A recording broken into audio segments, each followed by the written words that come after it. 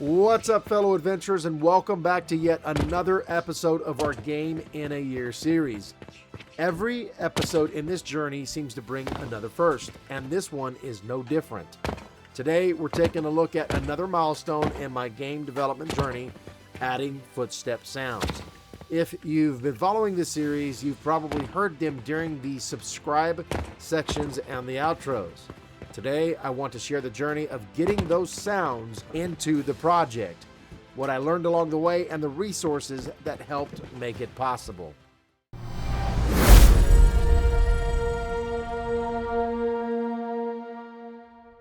As always, I would like to encourage you to subscribe to the channel, click the bell, and smash that like button so you don't miss any future notifications.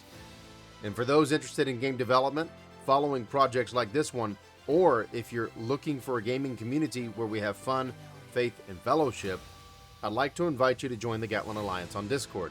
You'll find everything you need to get started down in the description below. And here we are with yet another milestone for the game. I've always wanted to implement sound into a game, and I realized that footsteps doesn't seem like a extravagant sound to implement, but just getting any form of sound in the game, learning how to do that is a big step for any game developer. If you really want to build a game, you're going to have all sorts of sounds that have to be implemented into the game, whether that's for walking and running, jumping, the sound of an axe hitting a tree when you're chopping down the tree, the sound of the tree hitting the ground when it falls in the forest. These sounds is what makes up the game. And these sounds don't seem like such a big deal until you package them up and you put them on each piece of the game. And overall, they create something unique, right? So not to mention, music and other sounds that are just, not connected to items or objects, but sounds in general. People speaking, that's another sound. And there is a way to implement each piece, each sound through the engine when you start learning how to put this together. All right, friends, to kick this off, I'm going to start with something called fab.com, specifically game assets. You see, something that Neil said in his episode was, if something's already been created well, what's the point on reinventing the wheel? And that's where I'm going to introduce fab.com. It's a place, it's the marketplace for Unreal Engine for thousands upon thousands of assets available, including the asset that we used in this particular build for the footsteps, right? So these are free assets that we can collect.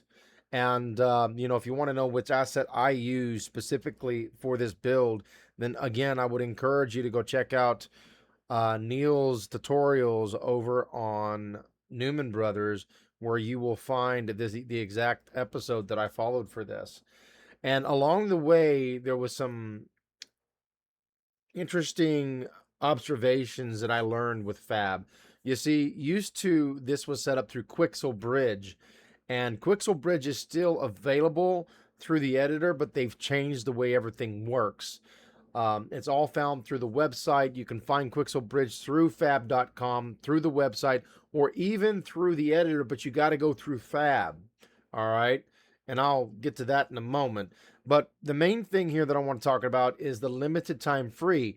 I was under the impression that they had taken that away, that they were no longer giving free assets away each month. They used to give stuff away each month, right? They would take a paid asset and give it away for free, usually like the first 2 weeks of the month or something. I was away for a while, but when I came back, everything had changed, and the only place you can get free monthly assets now is through the fab.com website under limited time free. Right here, you'll see it right here on the left side under offers. Click on it and you'll find whatever's free for that month. It's all right there through Fab. Along this journey, I found myself downloading a new project called Game Animation Sample, which is the asset that we got from Fab. And if you want to find Fab inside the editor of whatever project you're in, just a side note here, a side quest, if you will, go to Window and then go down. You can find Fab right here. This is the old Quixel bridge I was talking about. Now, if you want to find Quixel bridge, you can just go to Fab, and it'll bring up a whole new window called Fab, right? You can actually drop this in the viewport or anywhere for that matter, and it can just be there if you want. So, or you just keep it as its own window or something, right? So there we go. So this is Fab, and like I said, you could type in Quixel Bridge, Quixel,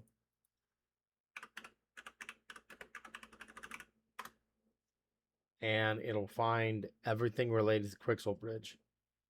If you're wondering how to find Quixel Bridge, that's just a little side trail there for you. For all you that have used this before and you're wondering where it went, that's where it went. So, just going to play on this, and it's really neat because it's got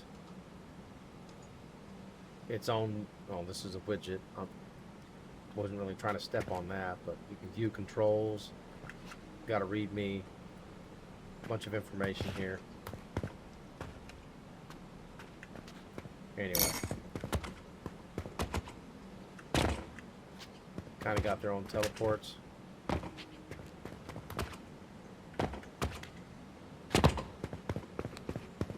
Run through the simulation, right? So this is where we got all that. And this was part of the journey. And honestly, it's just a lot of fun doing this. For real. And so, going through the process of adding the sound from that other project into our own project, messing around with MM_idle and some other things, our Manny platforming character and whatnot, and a few other things, and that's how we were able to come up with our own sound in our own game when we run around and just have fun with our own personal game. Again, I didn't go into a lot of detail on how it was implemented. Neil over at Numen Brothers does a great job with that. I didn't see any point on reinventing the wheel. And finally, I'd like to take a moment to give a shout out to Neil over at Numen Brothers. His Unreal Engine tutorials have been a tremendous help throughout my game development journey, and I truly appreciate the time and effort he puts into creating them. If you're interested in learning Unreal Engine or you're thinking about building your own game, I highly recommend checking out the Numen Brothers YouTube channel. Neil has created an excellent collection of tutorials that can help you get started and continue growing as a game developer. You'll find a link to the Numen Brothers YouTube channel down in the description below. And now, if you'd like to continue following this Game in a Year journey, I encourage you to subscribe to the channel and click the bell so you don't miss any future content.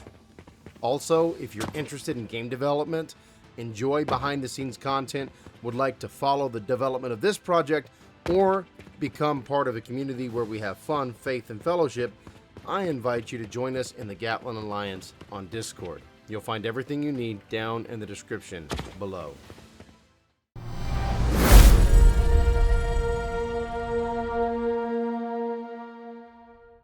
And with that, we've reached the end of another step in this Game in a Year journey, and I'd like to thank you for tuning in and watching this video.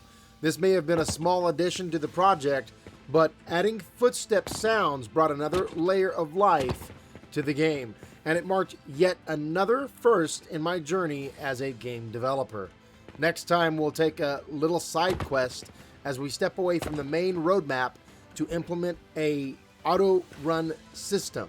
It's one of those quality of life features I simply couldn't imagine building a game without. Until then, take care, God bless, and I'll see you in the next grand adventure.